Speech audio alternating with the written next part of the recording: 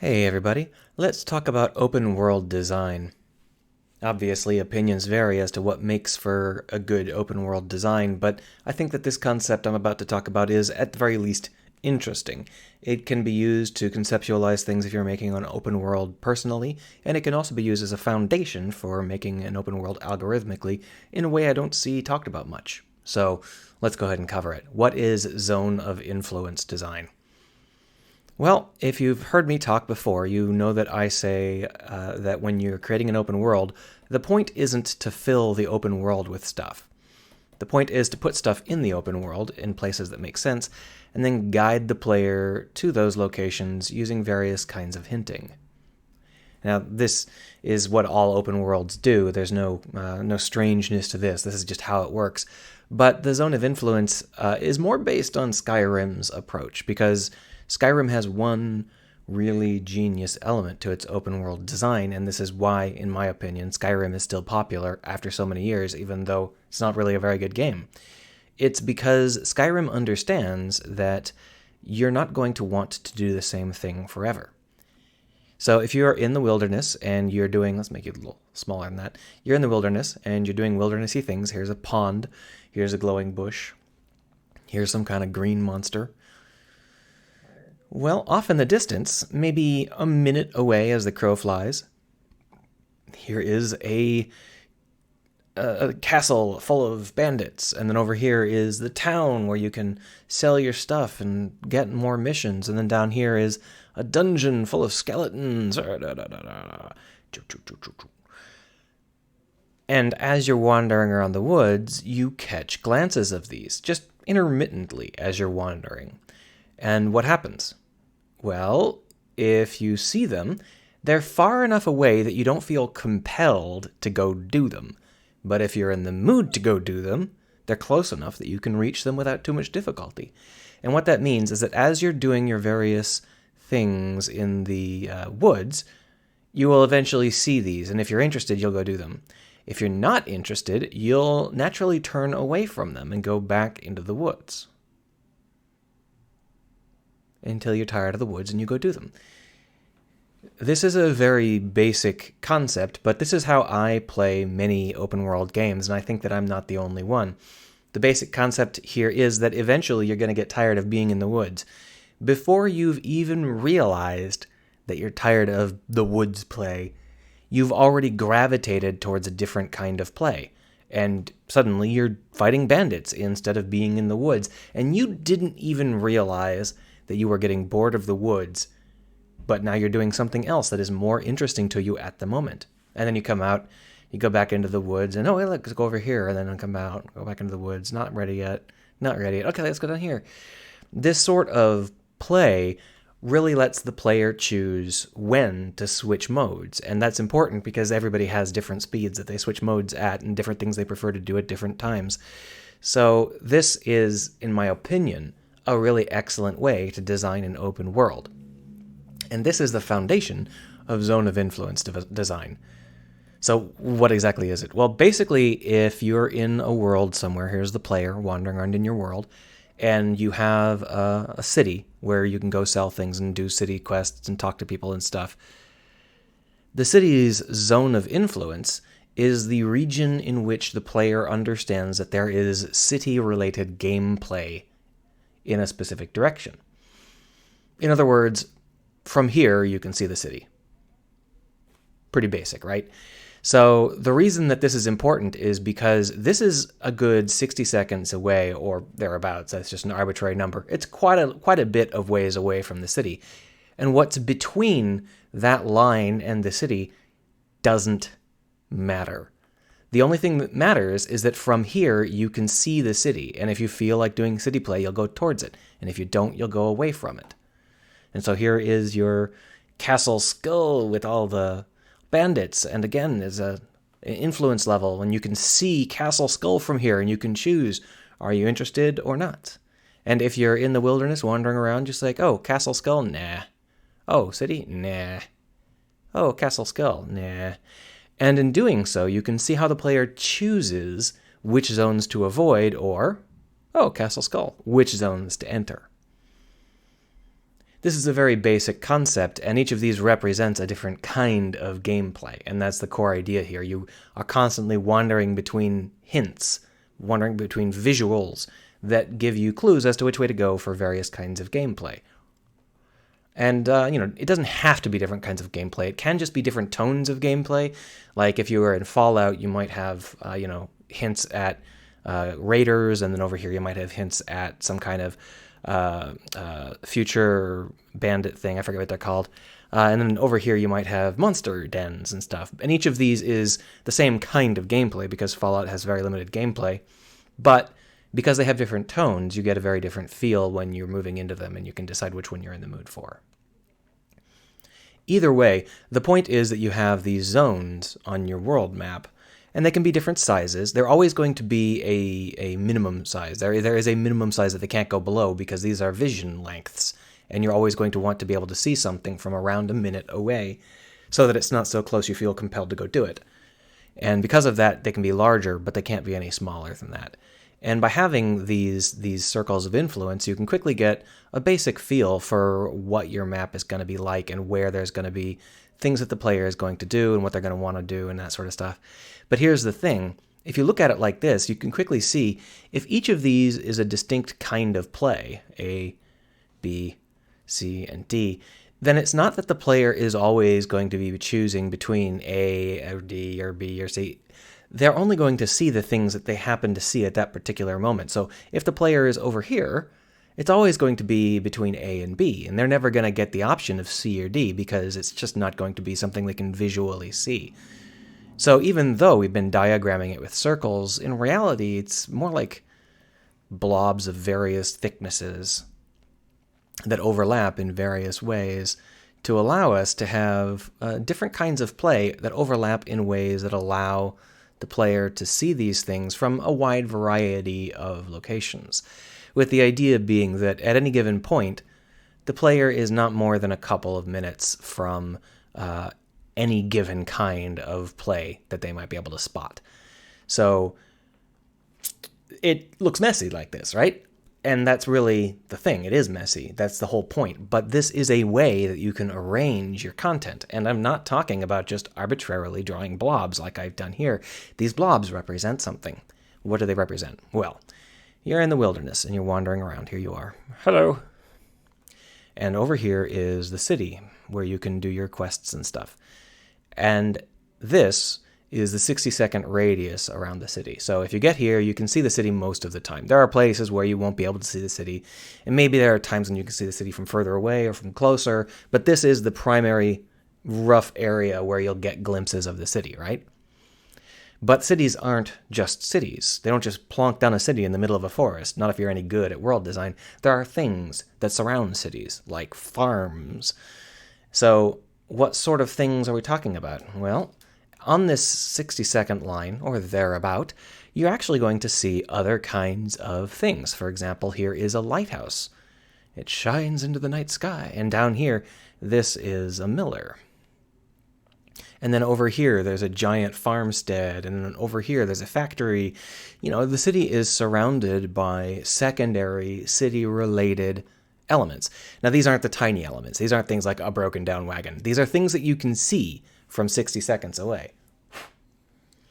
And these are connected to the city via some kind of road-like object, something that the player will happily follow once they get there. There we go. And now these, you can see these from 60 seconds away, most of the time. So now what we've got is a radius for the city that is actually shaped like this, rather than just a circle around the city. And you might start to see that this is sort of blob-like. So this isn't the only city on the map. Let's say we've got another city down here. This is like a different city. It's a city built into the side of a mountain, right? And it also has something, out here. So here are the farms for this city. This is the big farms, not the ones next to the city. And then over here we might have like a magic mine that they use for all of their city-related goods, and it's got a mini settlement outside of it, right? And these are connected to the city via roads. And again, these have halos around them. But here's the thing. we can have more city stuff down in this way. So here is, a sentry village, a sentry tower where they keep watch for dragons. And now what we've got is a U-shaped blob of influence, a zone of influence. Now, along these roads, you can scatter random city-related content, people to talk to, small houses, small farms, traders, travelers, whatever you'd like to put around on these roads. And between it is whatever needs to be here, whether it's default wilderness content or other related things from other sorts of puzzles, because other sorts of play, because here, this might be the demon tower that the bandits live in, and it's got a raiding post here, and then there's a burned down farmstead over here.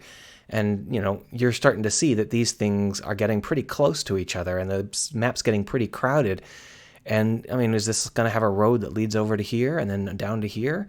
And so you're seeing how these things can quickly get put together into circuits that make sense, into areas that make sense. Now, you don't want your roads to be proper circuits. You want your roads to end at content, just so you're aware. Making circuits out of your roads is a terrible idea. But the basic idea here is that all of these things are connected. And moreover, you know where all of these things need to be visible from. They don't have to be visible from the entire radius of their 60-second distance, but they have to be visible from some of those points. And those are the points where they're predominantly distant, visible from.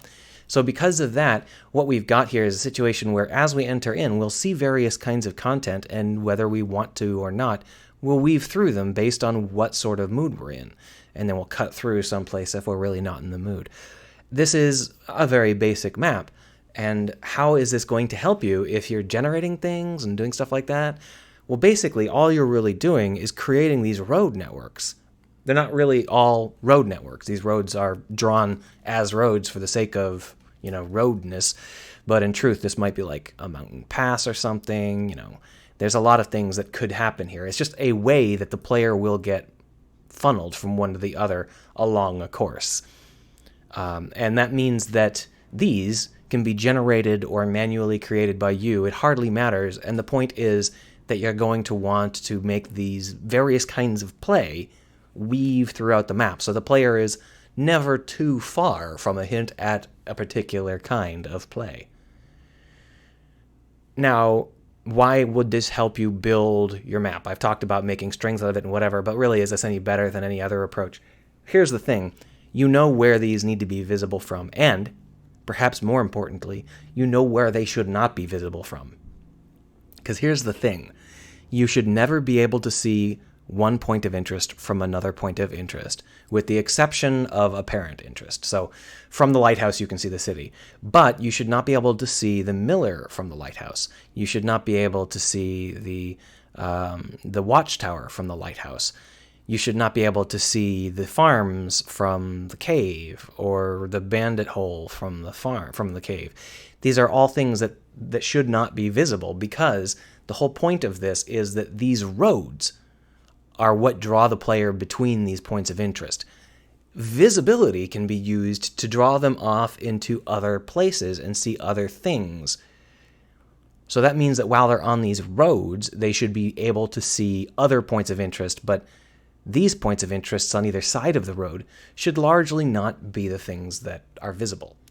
And also, you want to make sure that none of these sister points of interest are visible, because otherwise the player might kind of orbit around the central hub. And it makes a lot more sense to go into the central hub, do your stuff, and then come out of the central hub.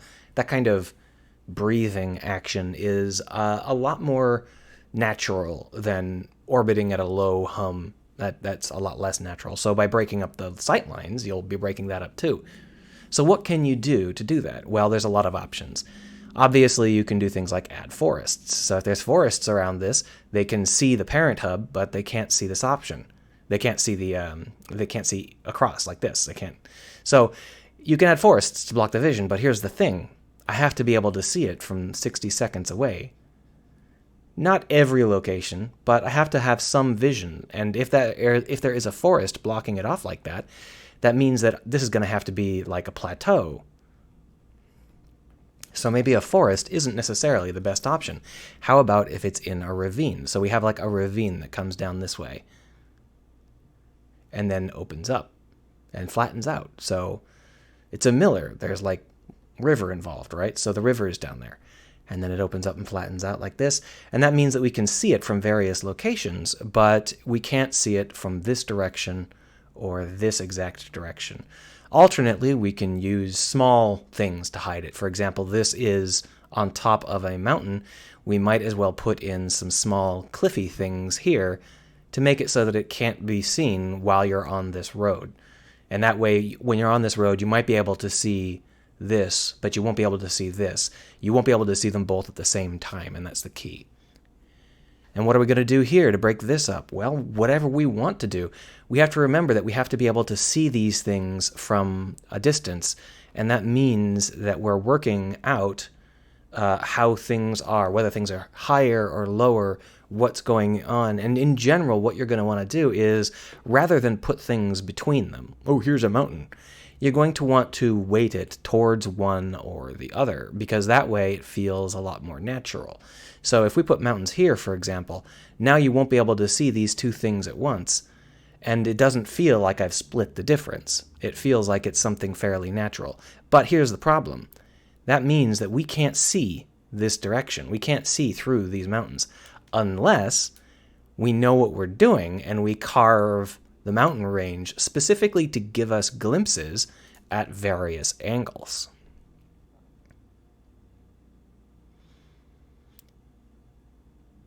And that could mean that this area is substantially higher. It's on top of a plateau. It's a high platform like this.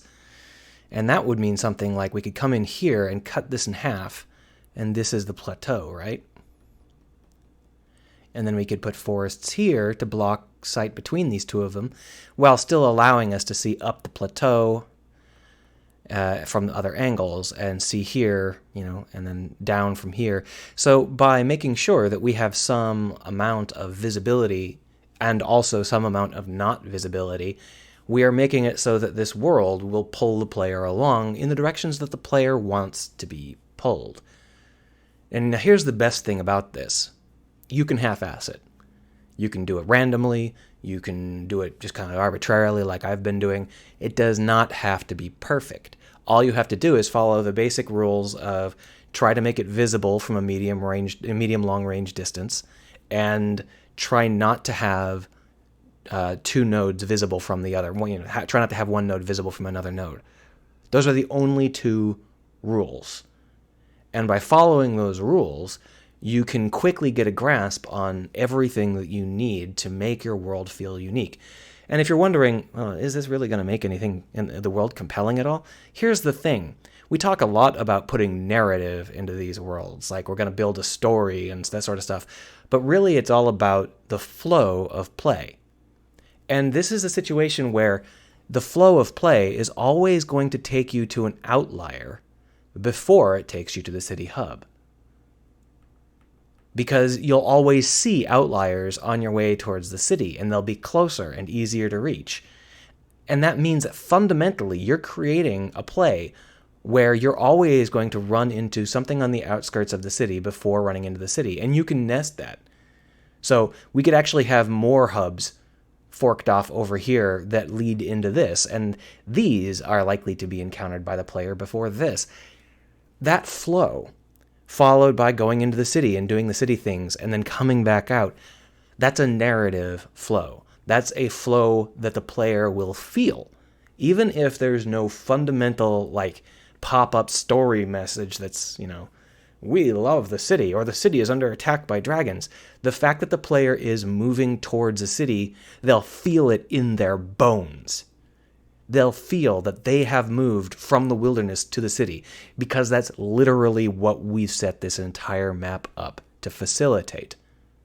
We've set up this entire system so that whenever the player feels like they want to change modes, they're going to get pulled into a satellite node and then pulled into the main event.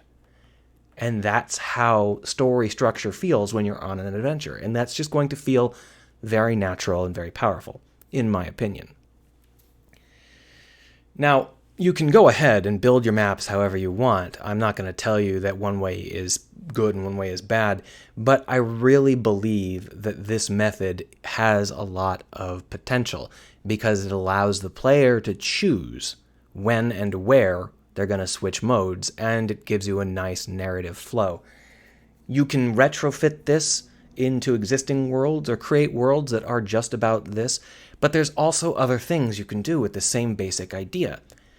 If you've ever played a space game where you have an open universe and you can go to whichever star you want in this unending constellation of stars, you may have noticed that nearly all of them are not adventure games. They're trading games or conquest games. Or if it is an adventure game, it's not open world. So an example is Mass Effect. Mass Effect is a quote-unquote open world adventure game, but the open world part is incredibly anemic. You just fly out to random stars and things that don't matter happen.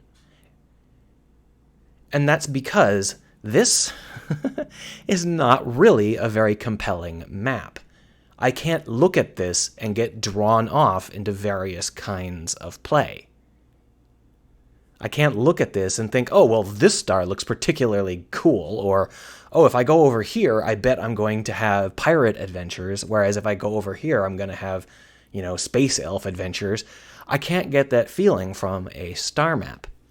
But here's the thing. You can set up your space adventure to have these same kind of indicators, because these are fundamentally just hub points. They're just instinctual, they're just those same elements. So this is the equivalent of the city, and this is the equivalent of the lighthouse, and this is the equivalent of the farm, and that sort of stuff. And once you start to understand that sort of stuff, you can sort of get a feeling for how you could create this kind of adventure with warp lanes leading between these places like so. And then you can put content along the warp lanes. And of course, the warp lanes don't have to be straight. Whoever said they have to be straight? That's just because until now, the space between stars has never really mattered. So why not have a warp lane that goes like this? And then this warp lane goes like this. And then this warp lane goes like this. In doing so, what we've done is we've created a warp lane topology, and we can put stuff along these warp lanes. We're not choosing which star to go to. We're steering along these warp lanes. And if we want to steer along, just our own path, we can do that at a slower pace. And sure, there's nothing there. That's the point. And on the map, we can just by fiat have things that are visible from a certain distance away, pop up with icons and indicators. So you've got your vision radius like this, and maybe there is a nebula here and you can't see through the nebula. And basically what we're doing is we're turning a star map into the exact same sort of topology that we would normally see in a fantasy game. And maybe it's a little too direct of a switch, but you can get the same basic ideas here.